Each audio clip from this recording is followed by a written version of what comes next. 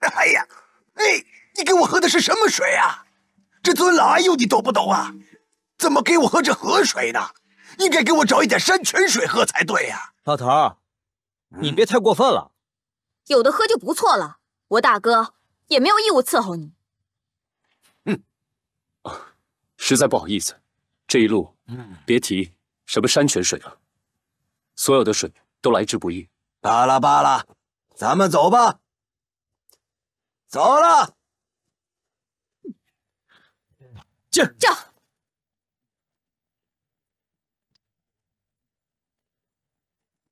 哎，停！哎呀，咱们歇会儿吧。来，扶我下马。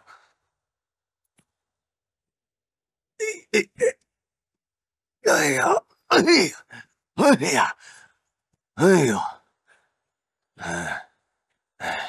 这匹马太颠，都把我这老骨头给颠散了。我看呐，你背我吧。岂有此理！严城，不怪刘大哥，本来就是这老人家太过分了。有话好好说。老人家，你家离这儿有多远啊？家里面有儿孙吗？你问这个问题，跟我让他背我有关系吗？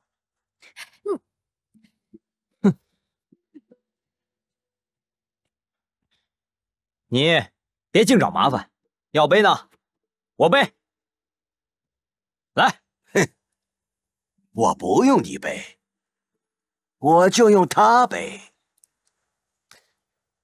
你好，我来背，应该的，请您上来，小心啊。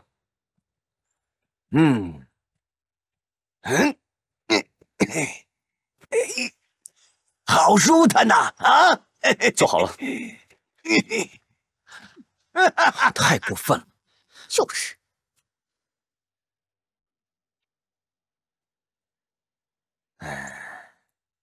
看看，都是你的马给害的，这脚都肿了，还起了黄泡，这不行，你得负责任呐！怎么，你的马把我伤成这样了，你就不该负责任吗？来，把它给我舔了。哎，要不然我把你这脚砍了吧，不就没有脓痣了吗？严城，不得无礼。大哥，这老家伙太过分了，简直不可理喻啊！对啊，老人家，我们处处礼让，你又何苦一再为难呢？你们无需多言。师妹，把金疮药给我拿过来。大哥，去吧。老人家，一会儿可能会有一些疼痛，你忍着点。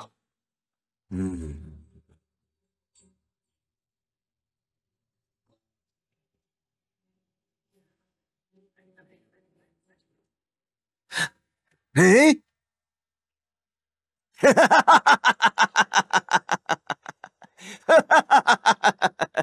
哎呀，赵将军仁慈之心实在是令人敬佩呀！怎么，你认识子龙啊？刚才给诸位带来诸多不便，实在是为了考验子龙的耐心呐。你们听说过张良十吕的典故吗？老先生说的可是我大汉高祖的谋士张良？正是。张良在年轻的时候，有一回在桥上碰见一个像我这样的老头，他就给老头拾鞋穿鞋，并定了5日之约。可是呢，他屡屡失约。你们说为什么？就是为了考验张良的耐心和诚信。是不是年纪大的人都喜欢考验别人呢？哎，尊老敬贤，至诚守信，乃君子之美德。张子房就因为经受得起考验，所以他才得到了太公兵法，受益匪浅呐。子龙受教，请问老先生如何称呼？啊，老夫司马徽是也，字德操，人称水镜先生。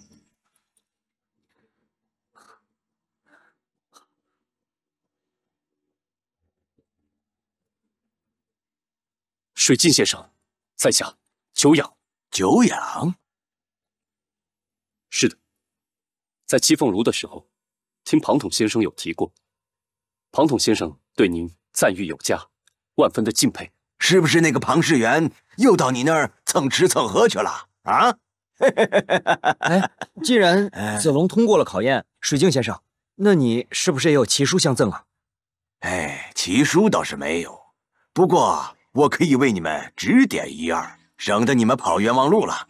此次赵将军是否去徐州投靠刘备呀？正是。殊不知，尔等在赶路期间，天下又是另一番景象。曹操拥兵20万攻打徐州，张飞不知去向，刘备投靠了冀州的袁绍，至于关羽，更是投降了曹操。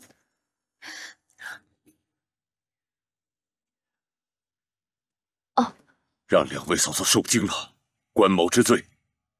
昨夜我出城死战，不料被曹军围困屠杀。曹操请张辽来说降，关某还未得到两位嫂嫂的主意，关某不敢擅行。二叔，快请起。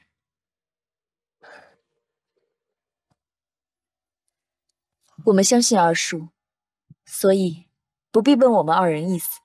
只是，二叔可知皇叔下落？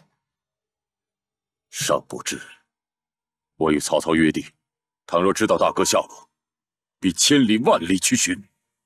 昨夜曹军入城，我们二人以为必死，谁知无一人闯入惊扰，城中百姓也无一人受伤。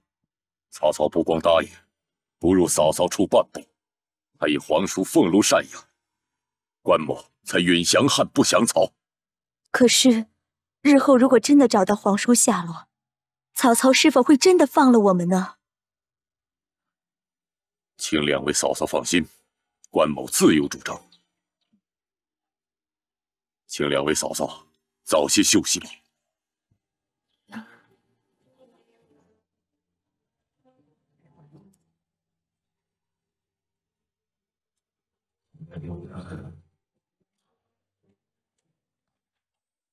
所以你们此去徐州已是枉然呐。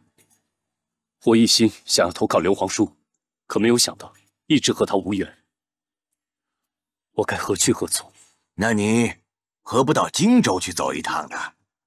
荆州，赵将军志在匡扶汉室，只要坚定信念，以后和刘备必有相见之日，缘分天定啊！赵将军大可不必茫然，以后一定有见面的日期。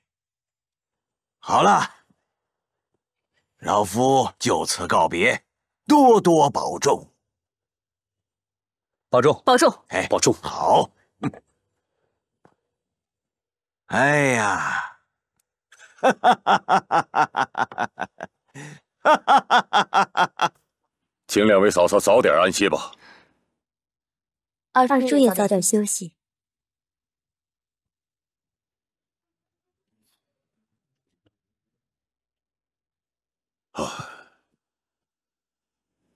带我去住处。怎么不动？带我去住处。将军，大军露宿街头，将军护送二位夫人多有不便，这间房间就是为二位夫人和将军特意安排的。什么？仅此一事，让我与两位嫂嫂同住？小的也不知道啊，但住处的事确实是丞相亲自安排的。岂有此理！这是故意坏我的名声，乱我君臣之礼。去吧。诺。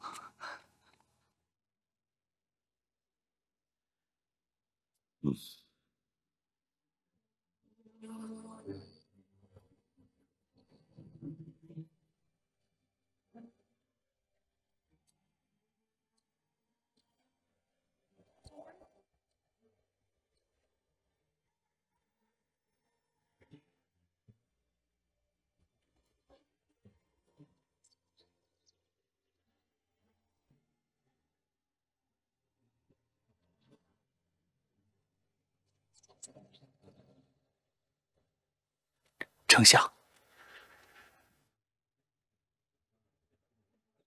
如何呀？小人按丞相的吩咐彻夜守候，可是关将军一直站在室外，片刻未曾进入，通宵达旦，想的确实没什么可以回禀的。哦，喏。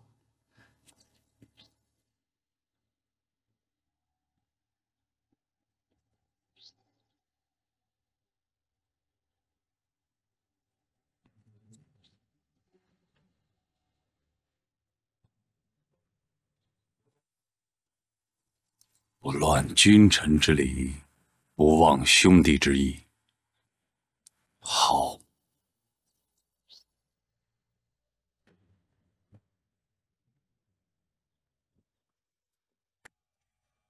当初三营在桃园结义的时候被传为佳话，可是没有想到，他们3个人都违背了当初的誓言。我更没有想到，背叛刘备的竟然是关云长。我不这样认为。可是他现在已经投降曹操了，这还不叫背叛吗？我所认识的云长兄，就算是拼死也不会投降。可是刘皇叔将2位夫人托予保护，若关云长只求舍生取义，而弃2位主母不顾，这才是真正的背叛。关云长为保全2位夫人，屈身曹营，想必他的内心是多么的痛苦。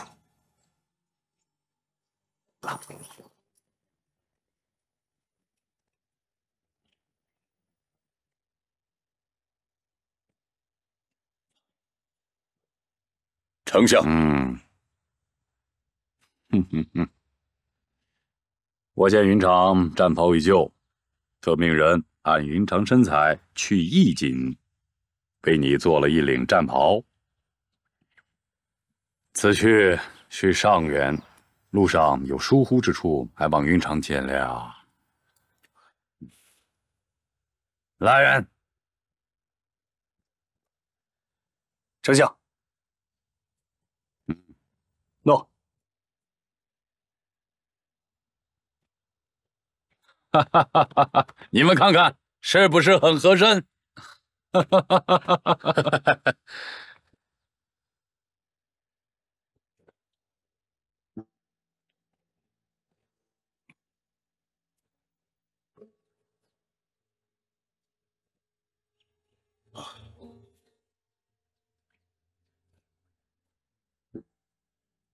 云长，何故如此节俭呀？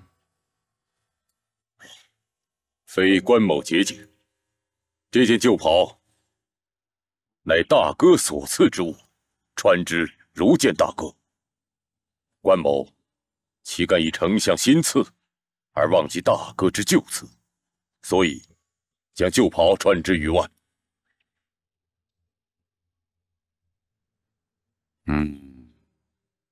云长，乃真义士也。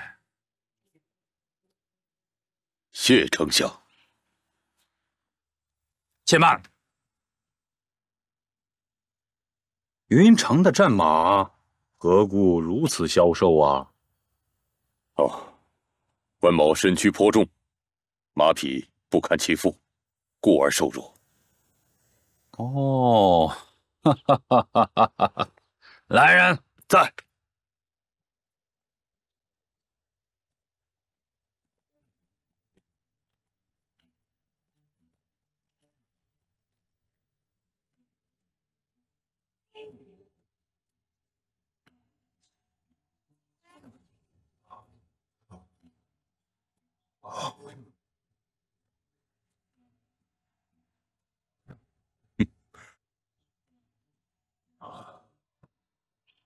哈哈哈哈哈！云长，可认得此马呀？这可是吕布所骑赤兔。哈哈哈哈哈哈！好，云长，何不骑来我看？好，这。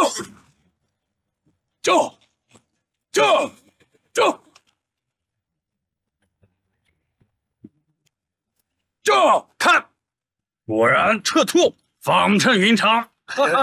是啊，是。丞相不好，关羽得此宝马，扬鞭而去，恐怕不回啊！哎，云长绝非不义之人，况且还有甘冕二位夫人在，他绝不能弃之不顾。就看，回来了。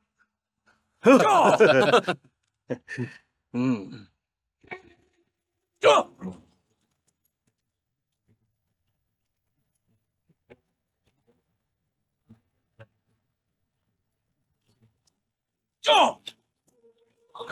都这么近了，怎么还不勒马？丞相，马要转过来了！丞相，丞相，你说什么？丞相，马要转过来了！快走，丞相！丞相，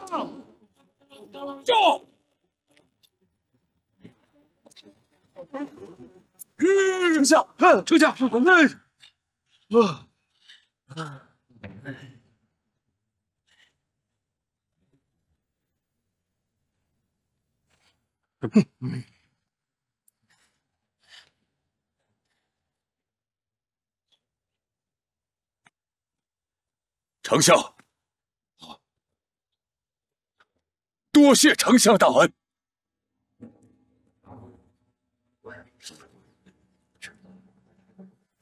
云长，之前我赠锦袍，你未曾下拜；如今我赠赤兔，你却下拜了，为何见人而贵处啊？关某知此马可日行千里，今日有幸得知。如果知道大哥下落，我乘此马，一日就能与大哥相见。叫我怎能不拜谢丞相大恩？丞相，云长，我如此待你，为何还常怀去心？丞相，我身虽在此，心却念大哥，一日不曾忘怀呀。云长兄，此言差矣。处事不分轻重，非大丈夫所为。玄德公旦兄未必胜过丞相，云长兄为何只怀长去之意？关某自然知道丞相待我甚好，可是大哥和我是同生共死，我怎能背信弃义呀？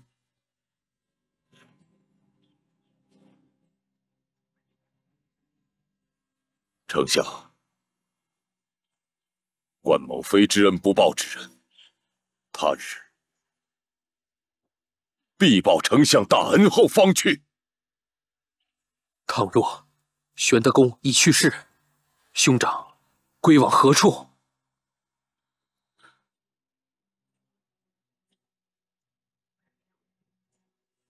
愿从于地下。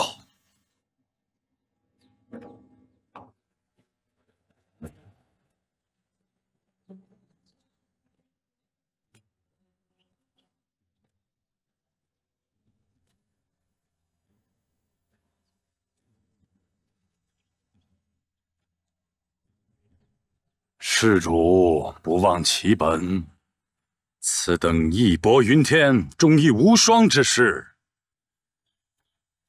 真是不可多得也。众将听命，进发许都。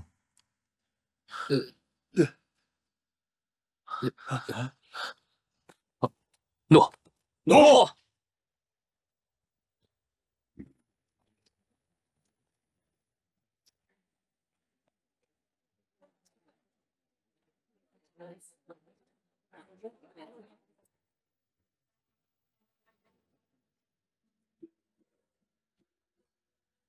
来了，您的酒。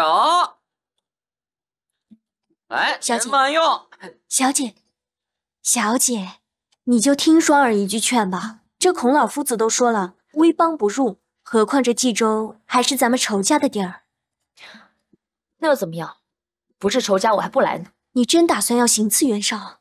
没错，我要让他血债血偿。我已经打听好了，袁绍的车驾都在这里经过。明年的今日，就是他的忌日。这袁绍出行，身边一定有许多高手随行，小姐单凭一己之力，恐怕……那又怎么样？我要替袁绍的人头，到我父侯坟前祭奠。我就怕老爷他才刚入土为安，你就赶着与他父女团圆，你能不咒我吗？栓儿就是不想你白白送死。行了行了，你去帮我买个烧饼去。这都要厮杀拼命了，你还想着吃烧饼？让你去你就去，我就是不想让你啰嗦，快去吧。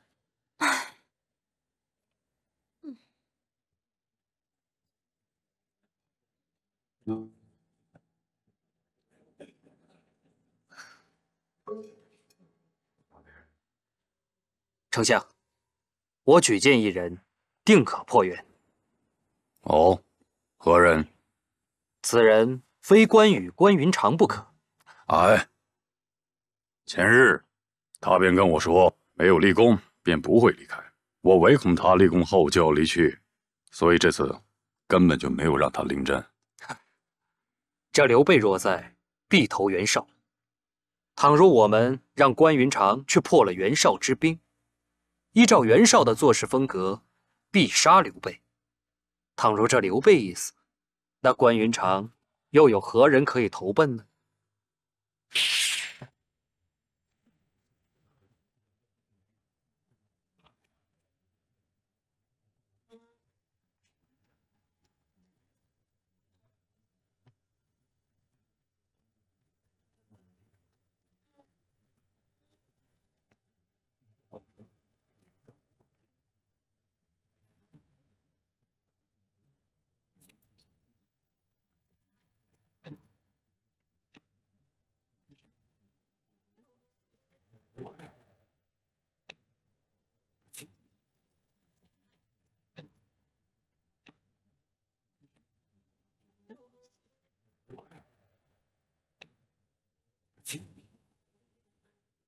文丑，乃河北名将，各位将军，谁可前往擒之啊？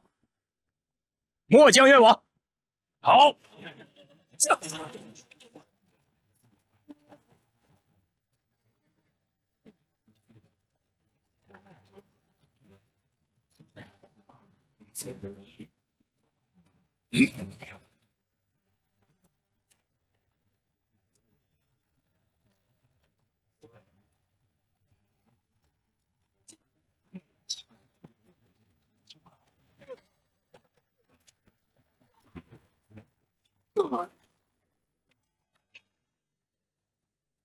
还有谁愿前往？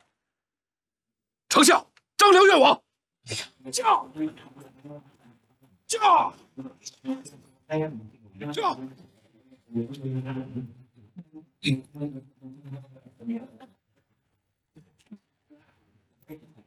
驾！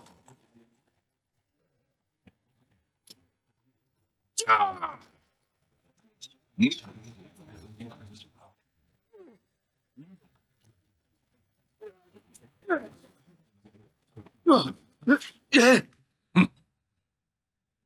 魏将军威武！魏将军威武！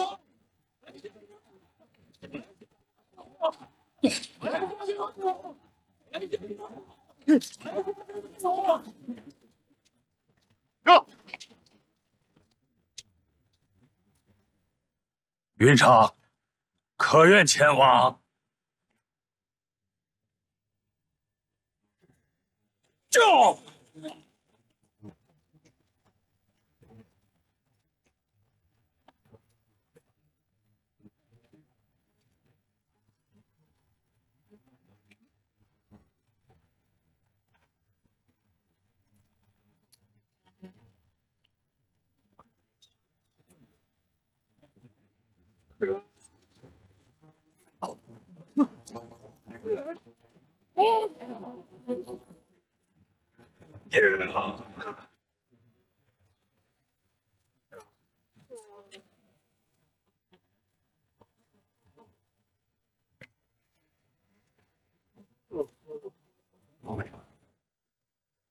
好，我弟弟死了，死了，死了！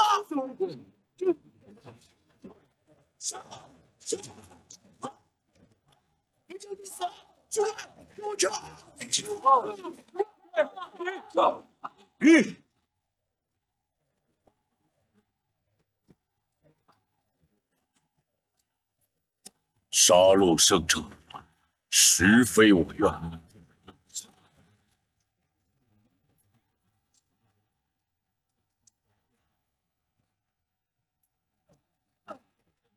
二弟，二弟，二弟，走啊，二弟，二弟，二弟，走啊，二弟，二弟，走啊！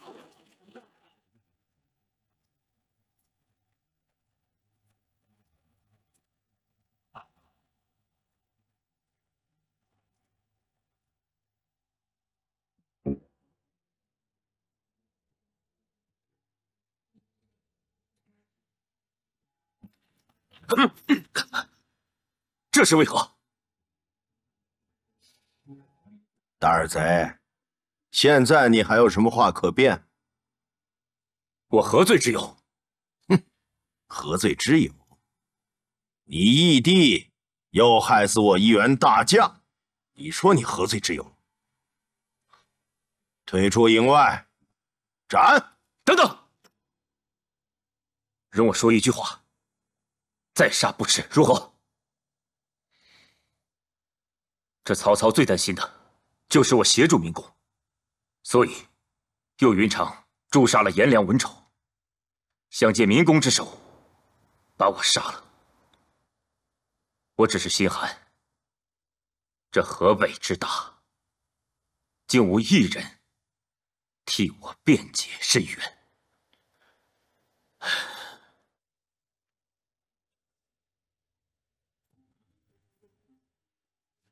哎呀，险些使我蒙受害贤之名啊！快快松绑！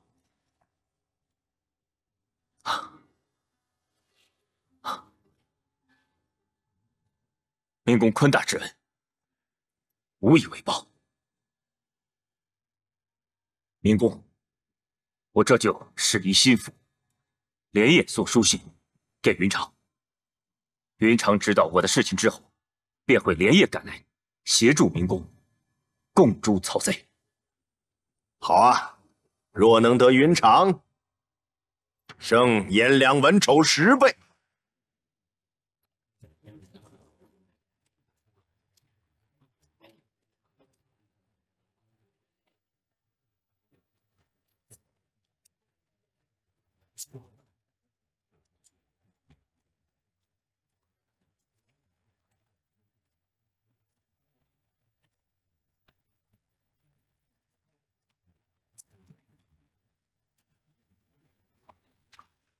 狗贼，拿命来！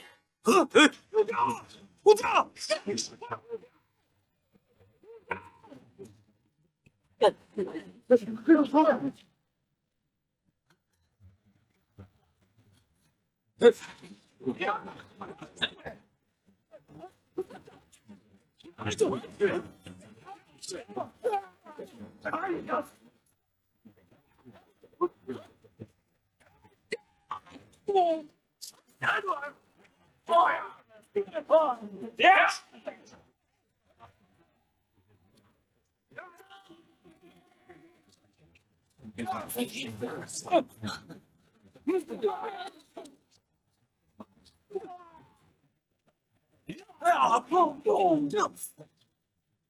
跟我走！快走！站住！别跑！放住！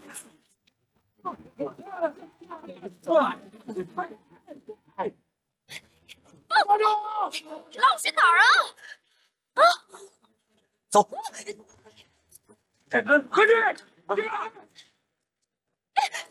你干什么呀？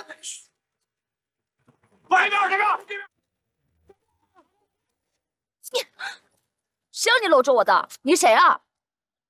我刚才救了你。哼，多管闲事！你到底是谁啊？我叫恩人。恩人？你姓恩吗？当然，你要是愿意叫我恩公，我也不介意。哼，少臭美！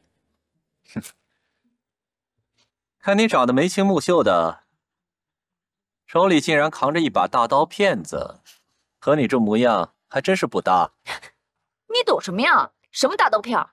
我告诉你，这刀可厉害了，最好离远点。那我问你，从谁那儿学的刀法？关云长，你关二爷。关云长？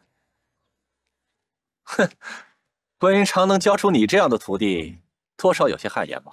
你给我闭嘴！要不是袁绍使诈，他早就成了我的刀下魂了。那你说一说，你为什么要刺杀袁绍？哼，你管不着。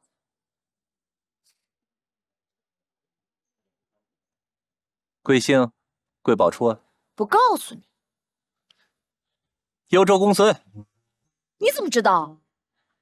我不仅知道你姓什么，我还知道你叫公孙宝月，名如其人，就是块宝。哎，你给我站住！你别跑呀！你告诉我，你怎么知道我叫公孙宝月的？问你话呢，听见没有？这块手绢是你的吧？上面还绣了你的名字。你救人就救人，还偷别人东西，还给我！哎，全当是我救你命的谢礼。这块手绢我留下了。哎，你把手绢还给我，听见没有？少主。少主，我知道了，回去再说。哎，你别走啊！哎，小姐，这烧饼我买回来了，你跑哪儿去了？哎呀，还什么烧饼啊？快去追那个男的！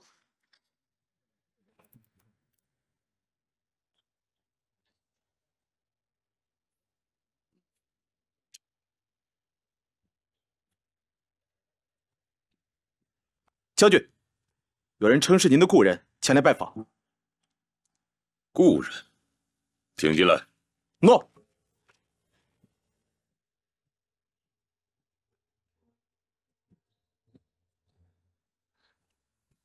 关将军，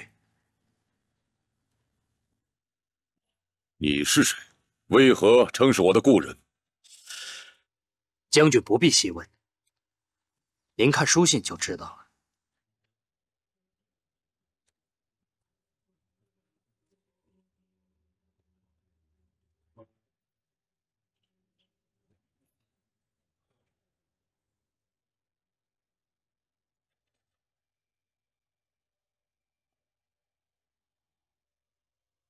大哥，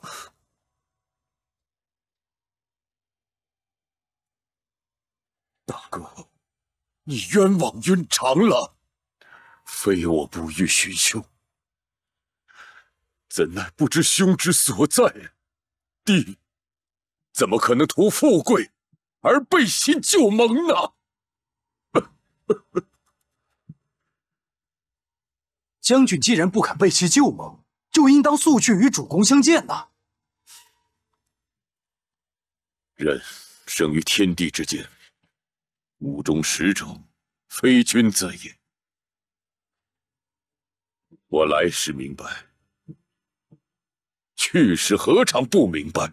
今先修书一封，随后便侍奉二位嫂嫂前去。若曹操不允呢？既然已知大哥下落，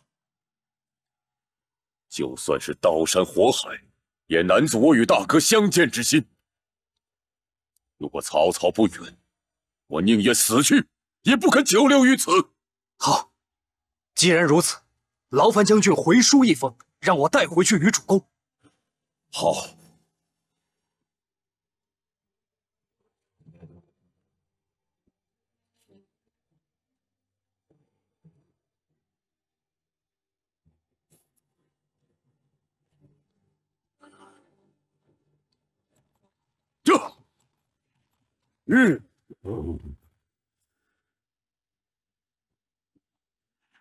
丞相知道我要来辞行，是有意回避我不见。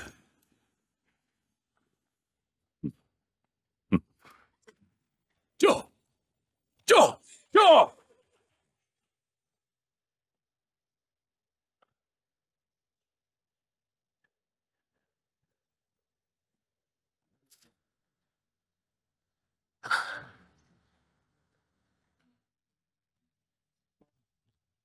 兄长的心思不明，弟自明。若有怨词，文远甘愿领受。文远找我有何事？闻知兄长今日在镇上得知刘皇叔下落，弟特来恭喜。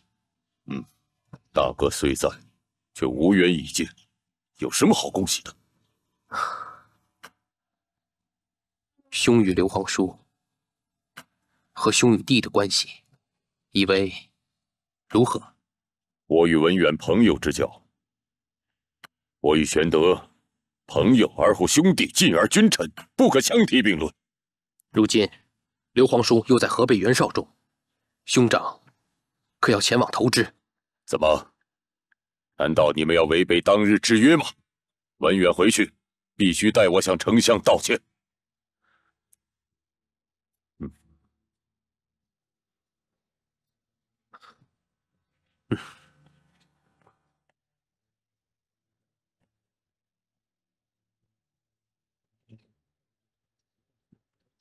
云长执意要走。丞相，云长他心直口快，句句说在妙处，我无可反驳啊。悔之当初不该答应于他。丞相，若无当初之约，云长他怎肯留下？这正是我为难之处。要云长走，实在可惜；若要强留，云长定然不肯。文远，你先下去吧，我自有计留之。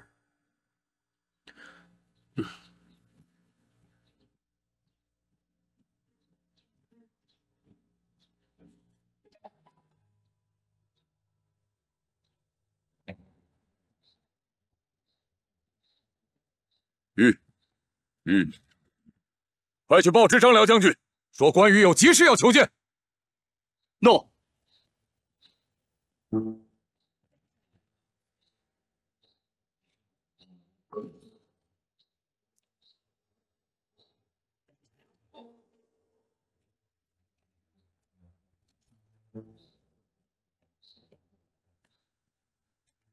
关将军，张将军身体不适，恕不见客。你可说是我关羽要见？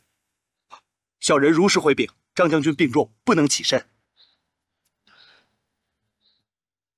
张辽也回禀了，这肯定是曹丞相不肯让我离去的缘故。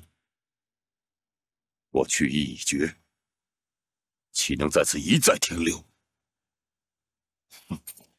就！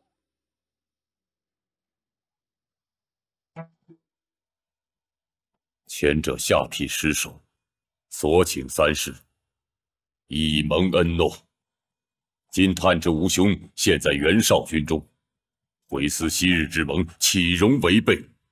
新恩虽厚，旧义难忘。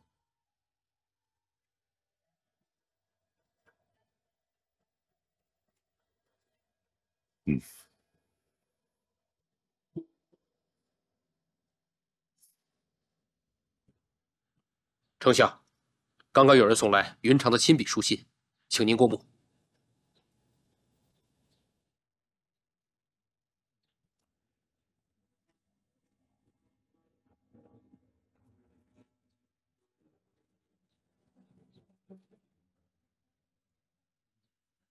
丞相待我以礼，委实令我终身难以回报。我也不忍采用这种方式离去。奈何丞相日日拒我于府门之外，丞相的一片爱意，我已铭记于心，来日定有报答之时。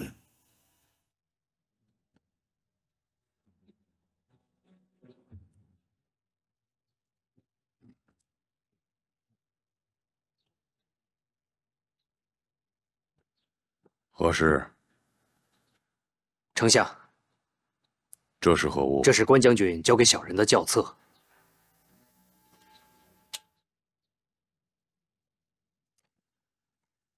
是丞相昔日封赏关将军的金银裁剪，已封存。婢女10人应举内侍，汉寿亭侯封印，所拨随从，关将军均未带走，只带原随从及随身行李出北门而去了。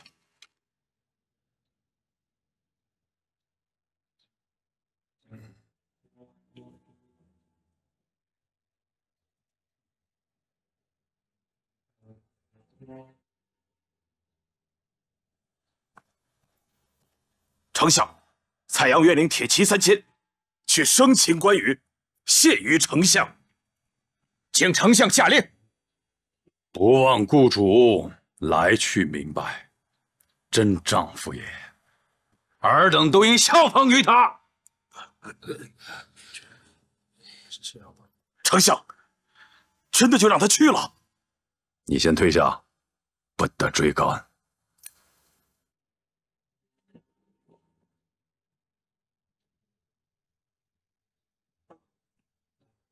丞相对关羽恩深，今日他不辞而去，且胡言乱语，冒失军威，他的罪不可谓不大。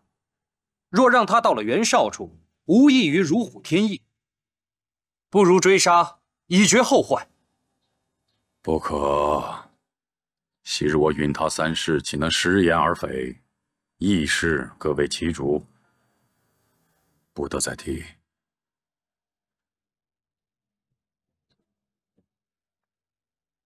文远，丞相，云长逢金挂义，财物不能动摇其心，绝路不能撼摇其志。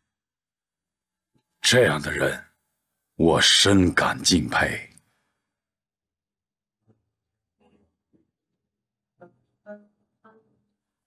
我想他必去不远。文远，你先请住他。待我与之相送，路费锦袍赠与他，留一个纪念吧。诺。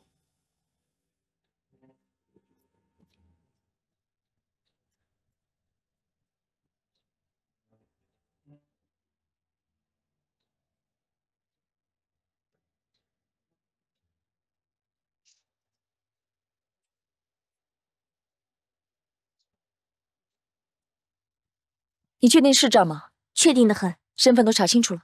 我使了银子，跟这儿的主饭婆已经打听清楚了，绝对错不了。好，走吧。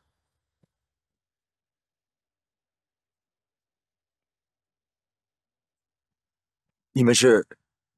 我叫公孙宝月，承蒙你家少主相邀，前来做客。哦。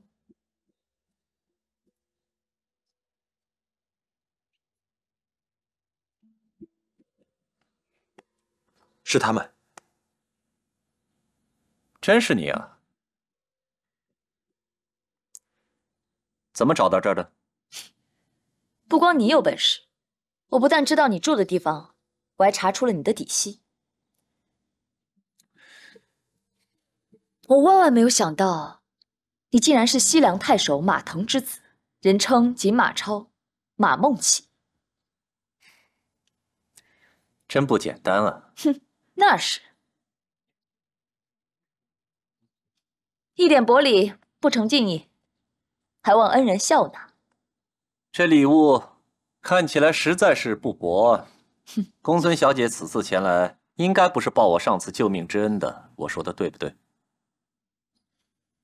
你的聪明都写在脸上了，真是让人不知所措。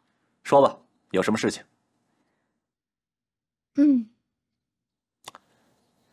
哦，这驿馆上下全都是我的亲信，你就说吧。那好，我就直说了。你既然知道我是谁，你应该知道我为何要杀袁绍。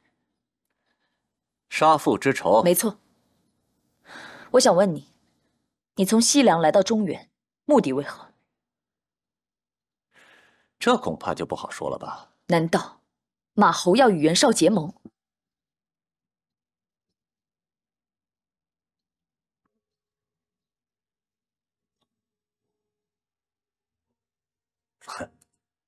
实不相瞒，这袁本初确实多次派出使节前往我西凉向我父侯示好，只是我父侯因为当时诸侯联盟遭董吕瓦解，才心生疑虑，何况，更何况袁绍此人背信弃义，满腹野心之人，跟他合作的人都没有好下场。这一点我西凉人自是心中有数的，所以傅侯此次才派我前来，以回访为由，一探究竟。那好，你现在有2个选择。什么？你给我2个选择？哼，没错，一个复杂，一个简单。那先说说简单的。既然你是西凉使者，要想见袁绍并非难事。带我混进他的官邸，让我一剑削了那个狗贼的脑袋。这我恐怕帮不了你。那就只有复杂的了。怎么个复杂法？载我去见你的父侯。见我父侯做什么？我要向马侯借100万雄师，兴兵讨袁，踏平冀州。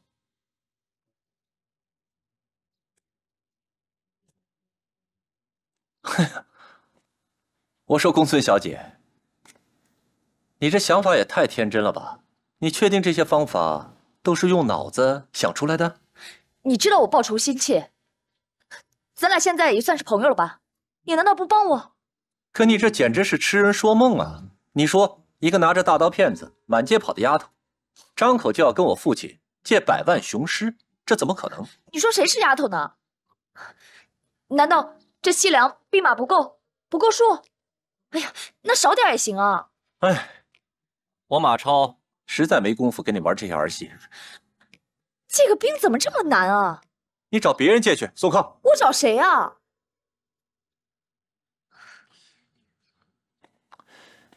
找你师傅啊！你师傅现如今身在曹营，乃是呼风唤雨，不可一世。哎。关云长，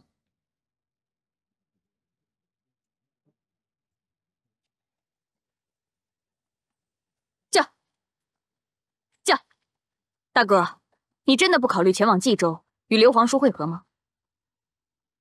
我仔细的想过了，袁绍这个人心胸狭隘，我此前在公孙瓒营下于盘河之战杀了他不少将领，难免建立仇恨。刘皇叔已经投奔袁绍了。有刘皇叔在，想必那袁绍也不会为难我们的。刘皇叔的处境尚且不知，若我们贸然前去，袁绍又不肯真心接纳，定会让刘皇叔为难，甚至拖累了他。这常山去不了，现在冀州也去不了，难不成我们要四处奔波吗？水镜先生提醒，可考虑去荆州，我们还是听他的吧。水镜先生这么执意，自然有他的道理。毕竟荆州刘表与刘皇叔乃宗亲族辈，日后总有相互提携的机会。我到了荆州，见到刘皇叔的可能性就更大了。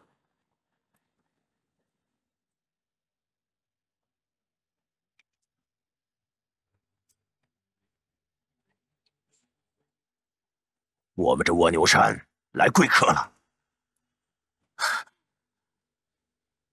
这4个人应该是从许都方向前来，马背上有不少行囊，肯定能捞到不少油水。哇，咱这么长时间兵荒马乱的，也该进点油水了。哎，三娘，我不要打伞，谢谢你啊。三娘，这大白天的打伞干什么呀？遮日光啊！你以为我这么白是天生的？你白？你白能比得上前面的男子牵着的白马吗？这匹马健康结实，很适合我。哇，这个穿着银甲的男子英俊结实，适合我。那中间那俩女的就留给我了。那后面那个男的呢？我考。分配完毕，动手吧！怎么了这是啊？不要拿你的鼻子跟我的拳头对抗好吗？哎，我们不是已经分配好了吗？现在不动手，等待何时？我是看出来了，你是怕我们打不过是吧？我不是怕打不过，打散了很麻烦。三娘，你赶快抄小路去村里，好生款待着四位。到天黑了，我们再把他们一网打尽。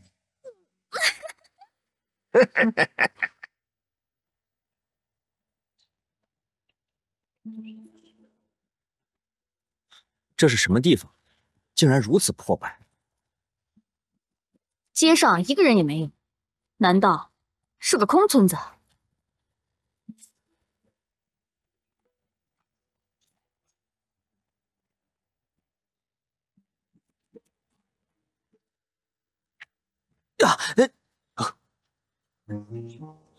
小破孩，你敢打我！站住！你站住！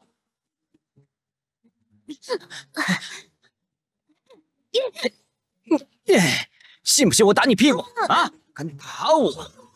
我打你！小朋友，为什么要袭击我？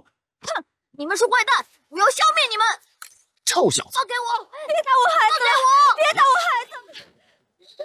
求求你们，求求你们别伤害我的孩子！求你们了！我们不是坏人。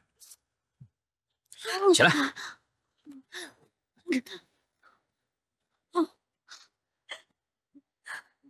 谢谢两位大爷，谢谢两位小姐。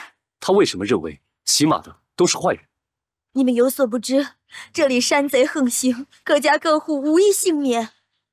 啊，难怪这村子看起来如此萧条。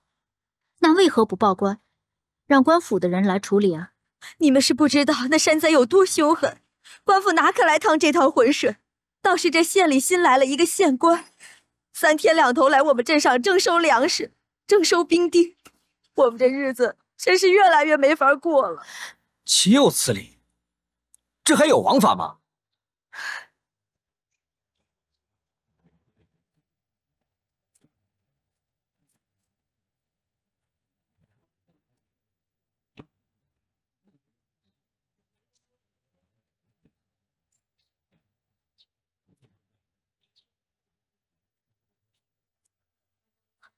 我先走了，几位好自为之。哎呀，四位客官想必是途经此处吧？啊，不知客官是要去哪里呀？哎呀，客官对我呀也不用心存戒备，这里的人呢都叫我许三娘。我看这天色已晚，几位又都不是本地人，就特意过来打一声招呼，顺便提醒一下各位。过了这个村儿呢，怕是到了天黑也找不到一个可以落脚的客栈，所以三娘特意过来提醒一下各位，不妨跟我去客栈留宿一晚。子龙，你看如何？我们都走了这么长的路了。对呀，大哥，不如我们找个地方歇息一下，正好这肚子也饿了。啊，这位姑娘想必也累了吧？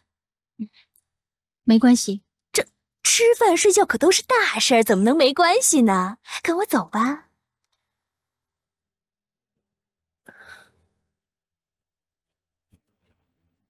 老莫，哎，客人啦！哟，哈，几位客官里边请。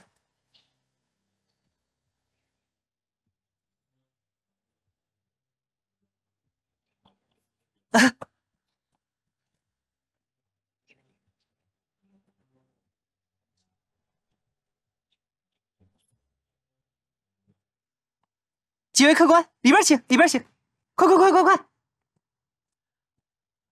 来，快坐快坐快坐！这店的环境还不错啊！啊，老莫，你去帮客官们收拾一下客房。行嘞。你们是不是也饿了？要点吃的吧。几位客官想吃点什么呀？哎，你们店里都有什么呀？客官想吃什么就有什么。白斩鸡可有？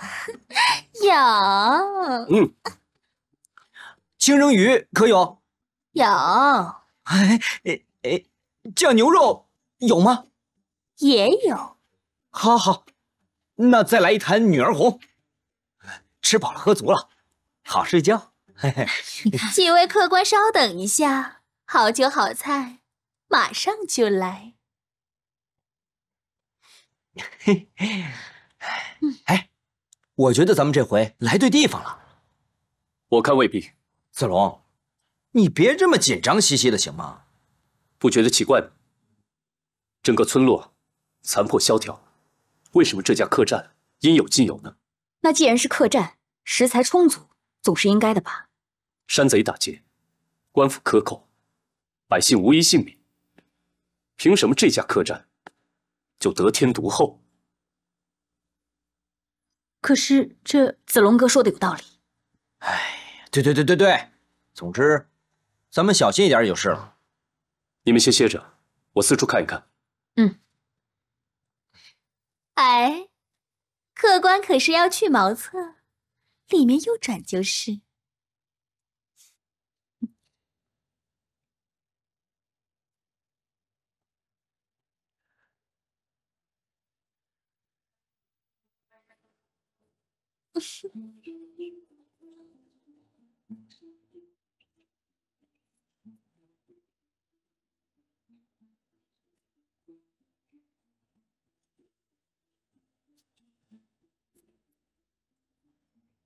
这客栈怎么这般潦草疏忽？看着并不像是长期经营的。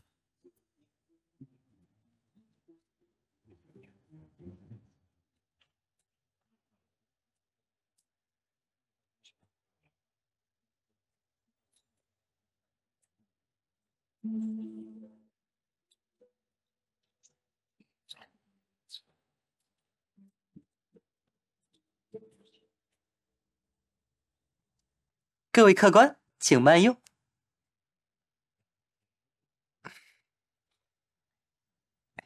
哎，且慢！吃饭呢，你且慢什么呀？就知道吃，难道你忘了刚才子龙哥提醒过我们什么了？嗨呦，放心吧，我是那种不谨慎的人吗？其实呢，我早有准备。有事没事，一试便知。嘿。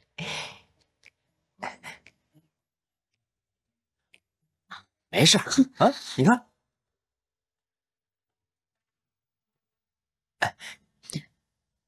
哟，不知道这里的饭菜是否合您的心意呀？满意，合适。哟，您这都还没吃呢，就已经感觉到满意了。我看，真正吃了的，怕是只有这根银针了。我倒是要问问这根银针了，您满不满意呀？老板娘，你别误会，我们呢没别的意思。那没别的意思都已经这样了，那要是有别的意思，还指不定怎么样呢。老板娘不好意思，我们行走江湖，谨慎些好。对，老板娘，你误会了。说的对，江湖凶险理应小心。与其用银针试毒，倒不如我亲自吃了，给你们瞧一瞧。要死，我也是第一个。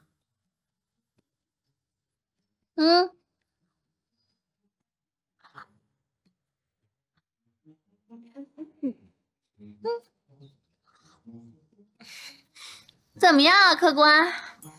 您现在满意了吗？满意，真不好意思，老板娘，你为人这么爽快，我们还这么怀疑你，真的是不应当。要不然，咱们就直接吃吧，是不是啊？来，老板娘，不好意思，我们失礼了。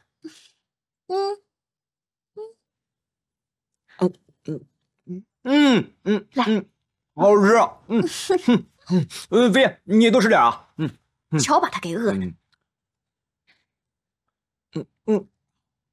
你慢点吃，就知道吃，快吃。好吃。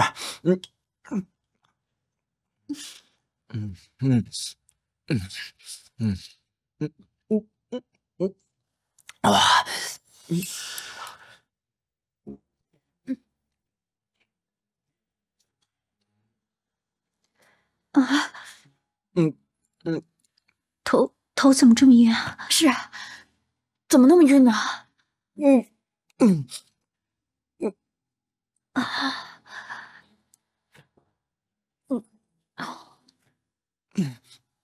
老板娘，老板娘，这菜，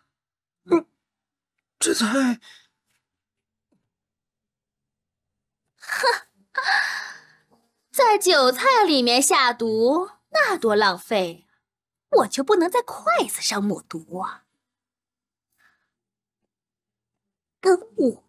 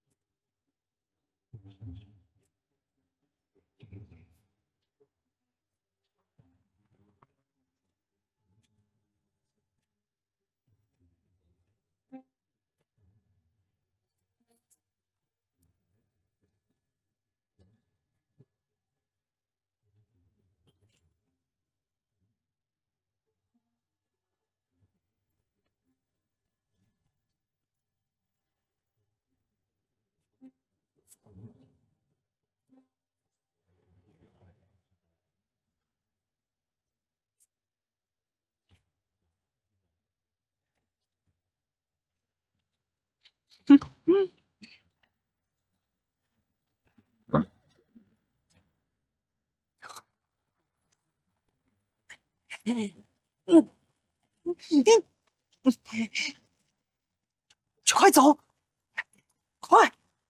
你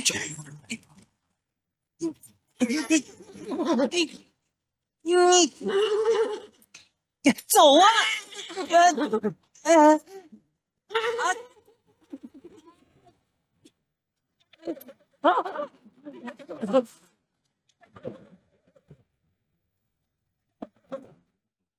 大哥，忘了告诉你们，我这匹白马不是尔等能驾驭得了的。还愣着干什么？给我上！呀！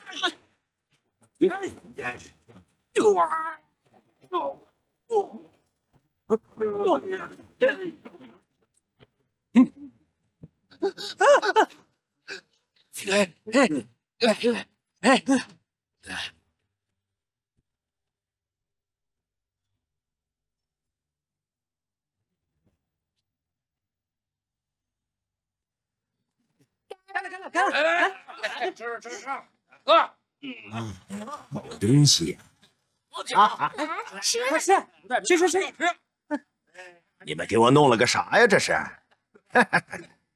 这玩意儿有点意思。哎，鸟巢凤枪，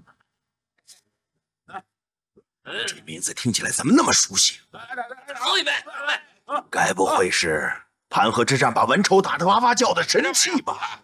什么鸟是文丑？你说什么呢？哎呀，我怎么那么倒霉？如果正是百鸟朝凤枪，我们接的可是名声显赫的赵子龙。赵子龙，